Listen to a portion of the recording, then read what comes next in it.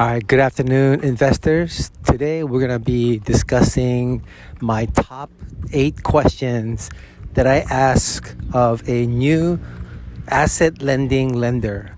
So, asset lending is the same as hard money lenders. They typically lend on a real estate property based on the value and the purchase price that you select. So let's get right into it. How much of the repair costs do you cover? Now, this is a very important question.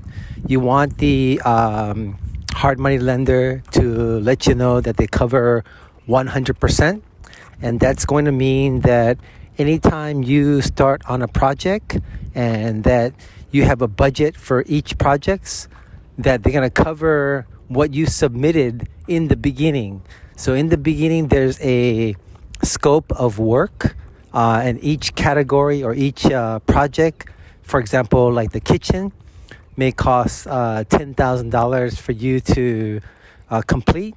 And then within that budget, when you complete the project, they will send you a amount, which is what you have budgeted for. So if you budgeted $10,000, they're gonna send you back $10,000 based on what they see the project as completed. All right, the next one is describe the draw process. Now, there are many lenders out there that have different types of draw process. Draw process is when you have completed the project and now you're asking for the refund so that you could recycle the capital that you're putting into the property. So let's say that you completed the kitchen was $10,000, and now you want to submit a draw process.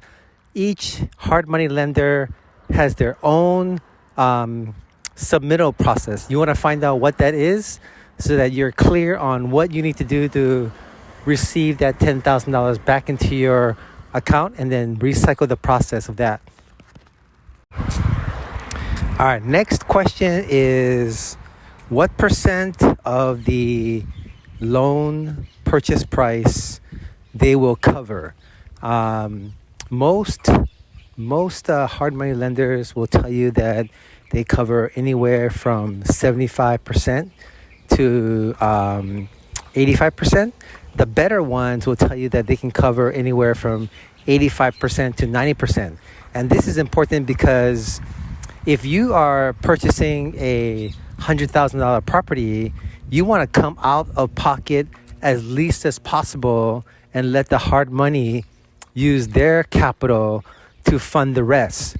So if you get a hard money lender to cover 90% of your purchase price, that's 90% that doesn't have to come out of your pocket, and that's only 10 grand that needs to come out of your pocket, not including title fees, assignment fees from the wholesaler, or however you were able to retrieve the deal. So the higher percent on the purchase price, the better.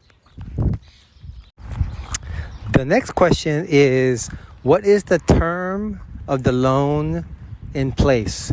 So there are lots of hard money lenders out there that will only lend at 6 months. Some of them will lend on a year. You want to be clear up front how long you have to repair the property and get it back to its original state and put it back in the MLS. Sometimes 6 months is not enough time when you're doing this process, and you may be running out of time, and they might call the loan due. Now, in most cases, hard money lenders will not take back the property, but they will charge you anywhere from 1% to 3% of the loan value that they have in place as a fee. So that's something that you need to clarify with the hard money lender as to how long the term is going to be. All right, so next question. How quick can we close or fund the deal? Now, this one is very important. You want to make sure that the hard money lender that you have in place can fund the deal fairly quickly. I typically look for a hard money lender that can close within 5 to 10 business days. Any longer than that, then it really takes up too much time. And not only that, but the seller on the other side, sometimes we're in a position where they need their money, and we want to be able to fund the deal as soon as we can. So 5 to 10 business days is what I'm looking for. All right, next question is, what kind of documents are needed to move forward with the loan process? So there are a lot of hard money lenders out there that are looking for all kinds of documentation. The ones that I like to deal with are the ones that have a simple process in mind and that there's not too much documentation that is needed. One of the main documentation that they're going to ask for is for your LLC. So within your LLC, you're going to need to provide article of organization, operating agreement, and also your EIN number. Most hard money lenders will not lend to a individual's name. They're going to want to lend on a business LLC. The next one is investor worksheet. They're going to want to know how much experience you have. We'll discuss experience versus non-experience in another video, but this one right here is you're going to need to have some kind of experience doing the fix and flips. Preferably they feel like if you've done 5 deals within the last 36 months, then you qualify to be a intermediate investor. So that would be the other one.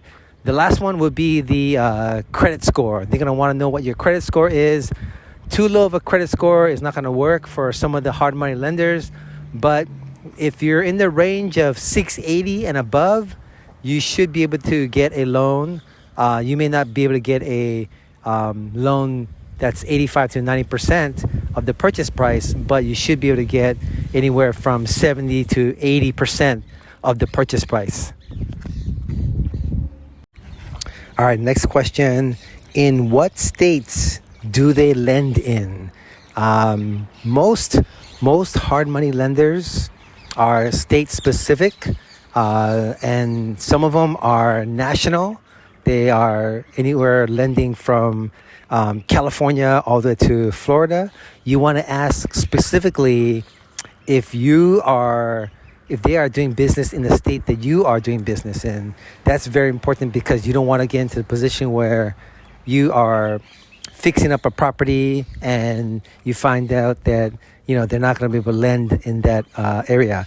Most times they have a point person that can tell you, if you provide the address, they can tell you that they're going to be able to lend on that property because they can just search the address within their database. All right, next question is, what is the maximum amount of loans you can have outstanding? There are some hard money lenders out there that will not lend on a second property or third property if you have the first one not paid off. And then there's other hard money lenders, they will allow you to have 2, 3, multiple properties open as long as you have that investor worksheet that kind of lets them know that you have experience investing in distressed properties. So you want to just make sure to ask that question: what's the maximum amount of properties you could have open until you need to close one out. All right, real estate investors, those are my top 8 questions that I normally ask of a new hard money lender that I'm dealing with. I hope you find these information valuable. Please subscribe and help me grow my channel. I am real estate investing in Georgia and I plan to increase the amount of content that I put out this year. And if you have a question or a comment, please leave it on the bottom. I really like to hear from the audience on what type of information that you are seeking out in your beginning stage or intermediate stage of real estate investing. Thank you.